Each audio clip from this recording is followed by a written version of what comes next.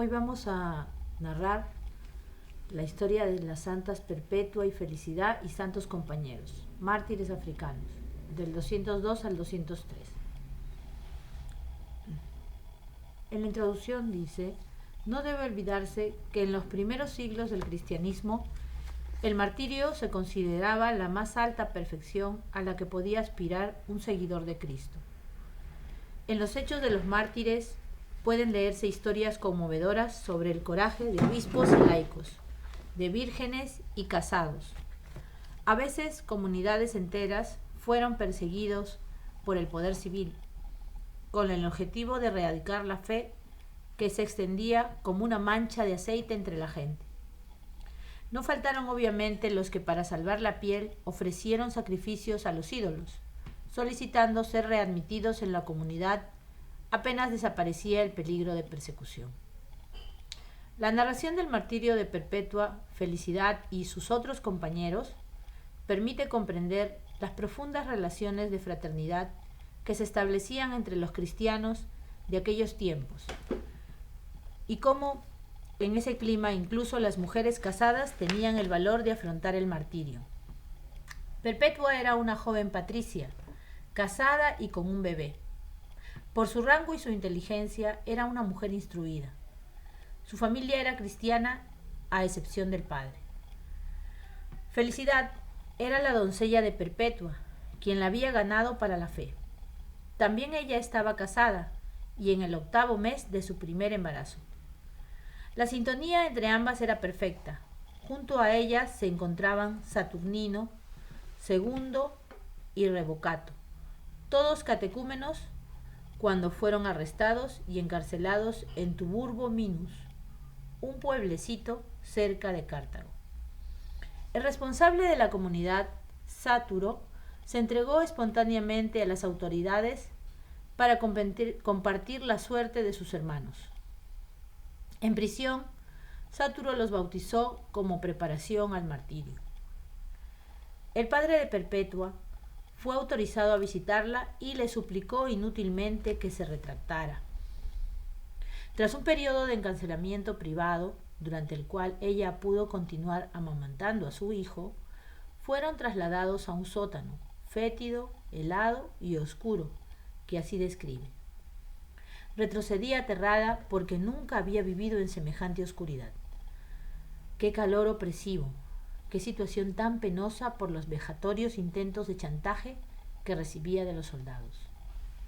Perpetua vio en sueños una escalera que subía al cielo como la de Jacob. En lo alto estaba Sáturo rodeado de ángeles que la invitaban a subir. Así supieron que les esperaba el martirio. Desde ese momento abandonaron toda esperanza de seguir en este mundo. El hijo a quien había recuperado les fue quitado ya para siempre.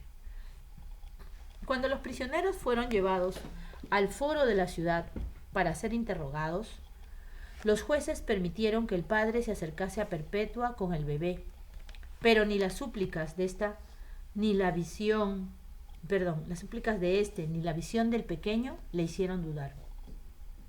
A la pregunta, ¿eres cristiana?, ella respondió afirmativamente y el juez pronunció la sentencia. Felicidad quedó momentáneamente excluida del martirio, puesto que la ley romana prohibía conducir a la arena a una mujer embarazada. Pero todos querían seguir unidos, y en ese compartido deseo, 2 días antes del espectáculo, oraron juntos al Señor, y tras la plegaria, Felicidad sintió los dolores del parto. Nació una niña. ¿Cómo podían estas madres separarse de sus pequeños? Solo una profunda experiencia de fe puede explicar conducta tan heroica.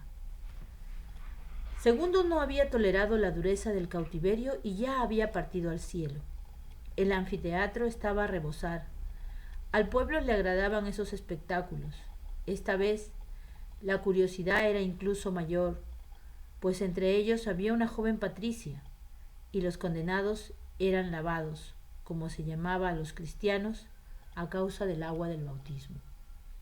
A medida que iban entrando 2 filas de verdugos, los golpeaban con cinchas de cuero terminadas en puntas de hierro. La sangre que corría por sus cuerpos debía aguzar el instinto de los animales feroces. Sáturo, Revocato y Saturnino fueron atados a unos postes, a la vista de la multitud. Las mujeres estaban en el centro de la arena, abandonadas a las cornadas de una vaca furiosa. El espectáculo comenzó con ellas, que sufrieron las embestidas del animal hasta que éste se cansó. Luego, ambas fueron obligadas a presenciar la segunda parte. Se abrazaban, se consolaban mutuamente y dirigían palabras de aliento a los hermanos encadenados a los postes. Un leopardo y tras este un oso desgarraron a los 3 mártires. Cuando los domadores retiraron a las bestias, corría la sangre derramada y la multitud gritaba: «Los lavados están ahora bien purificados», a la vez que reclamaba el golpe de gracia. Los mártires intercambiaron un postrero beso de paz y se sometieron al último acto de aquella terrible ceremonia. La iglesia de Cartago tenía así sus primeros testigos. Sobre sus tumbas se levantó una basílica en la cual el propio San Agustín exaltó sus virtudes. La narración del martirio dio la vuelta al imperio y el culto a estos mártires se difundió no solo entre la tradición de la iglesia latina, sino también en la griega y la siria. En la historia de los santos mártires cartagineses, en la liturgia de las horas, hay un párrafo acerca de ellos, que dice así: «Despuntó el día de la victoria de los mártires, y de la cárcel se dirigieron al anfiteatro, como si anduviesen en el cielo, radiantes los rostros, dignos, temblorosos más por el gozo que por el miedo». Esta historia, que es muy cruenta para nosotros, que no hemos visto de pronto mártires en la vida real como ellos por la fe en Cristo, sin embargo posible en la fe, no en la razón, no en la situación de esta vida diaria donde nosotros nos aferramos a esta vida terrena por nuestra incredulidad. Pidamos por intercesión de estos mártires que se nos conceda la fe para que podamos vivir con la verdad en esta sociedad engañosa, donde cada día se muestran más los antivalores que las virtudes.